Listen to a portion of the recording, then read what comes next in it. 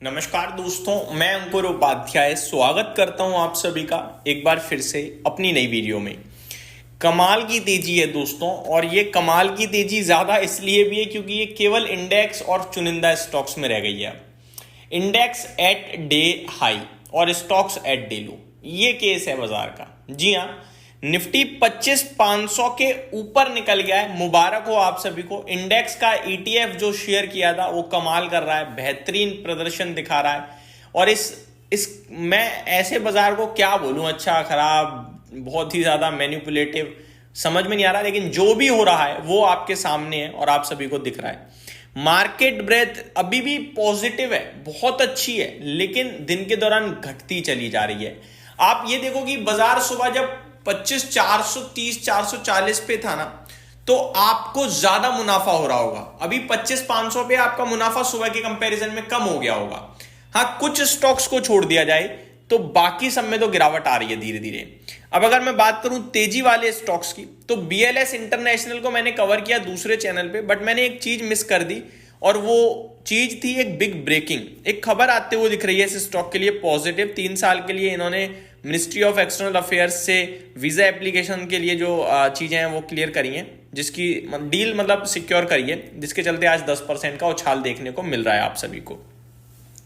अब मैं आप सभी के साथ दोस्तों बात करूंगा stock specific, result specific, specially numbers आते हुए दिख रहे हैं एक बड़ी एफएमसीजी कंपनी के, नेस्ले। और ये पहली एफएमसीजी कंपनी है जिसने नंबर्स पेश करे हैं अभी तक इस क्वार्टर में, और बढ़िया नंबर है, बाजार को पसंद आ रहे हैं। 4% स्टॉक भी ऊपर खड़ा है, और नंबर्स भी अगर आप नोटिस करें तो अच्छे ही हैं। हालांकि मुनाफा साल दर साल घटता हुआ दिख रहा है हमें, बट एक्सपेक्टेशन से अच्छा है। फॉर एग्जाम्पल 986 करोड़ से प्रॉफिट 750 करोड़ पे रह गया है कंपनी का घटकर।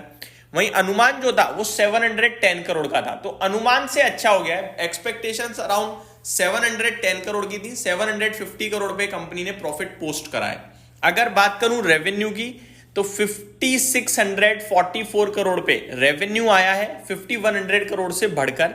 एक्सपेक्टेशंस 5285 करोड़ की थी, तो बहुत ही अच्छे नंबर्स आए हैं एक तरीके से आप कहोगे। मार्जिन्स में सुधार हुआ है, 11.7% के सामने 12.36%। अनुमान 11.7% पे ही रहने का था, तो मार्जिन्स में इंप्रूवमेंट आई है और अच्छी बात है। बात करें दोस्तों अगर एबिटा की, सॉरी मैंने आपके साथ गलत शेयर कर दिया, एबिटा मार्जिन्स नहीं, एबिटा बताया मैंने भी आपको। 1236 करोड़ पे आया है, 1170 करोड़ से बढ़कर। अनुमान 1170 करोड़ का था। मार्जिन्स की बात करें तो 22.9% से घटकर 21.9% पे है।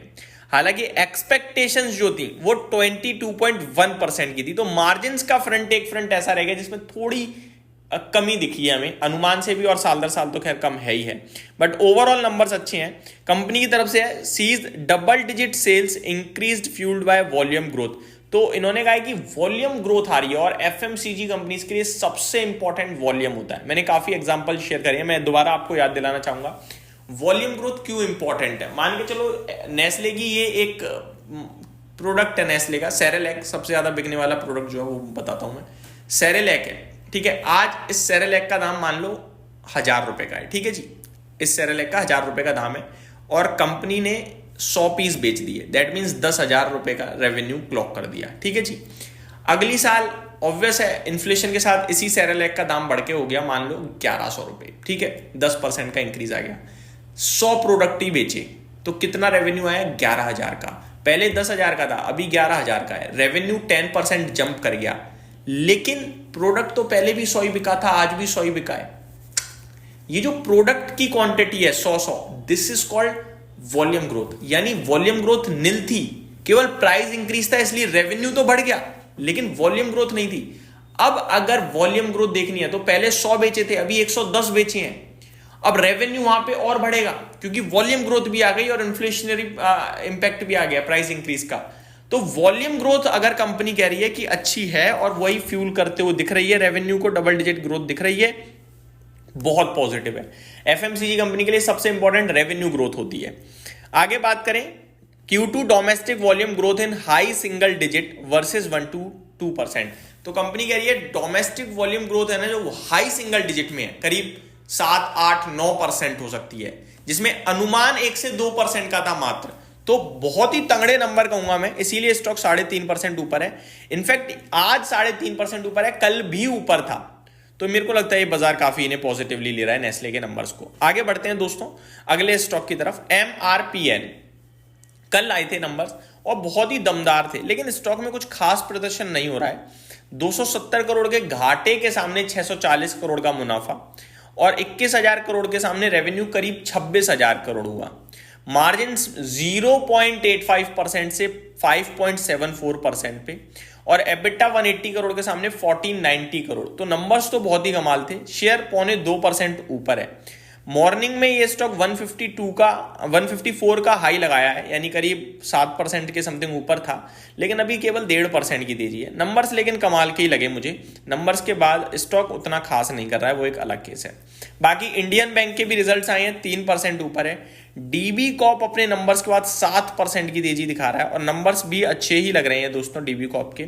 इंडियन ओवरसीज बैंक अपने नतीजों के बाद 0.5% नीचे दिख रहा है। तो ये कुछ स्टॉक्स हैं जो रिजल्ट्स के दम पर एक्शन में है। इस बीच में निफ्टी ने भाई साहब 25,500 पार 25,520 पे ट्रेड कर रहा है। बैंक निफ्टी से लीडरशिप आ रही है इस समय। बैंक निफ्टी बहुत ही अच्छे ट्रेड में दिख रहा है, कहीं ना कहीं लगभग 1% की तेजी आप कह सकते हैं। प्राइवेट क्षेत्र बैंकों से सपोर्ट मिलता हुआ दिख रहा है। यहीं समाप्त करता हूं इस वीडियो को। Thank you so much for watching this video. Have a great day guys.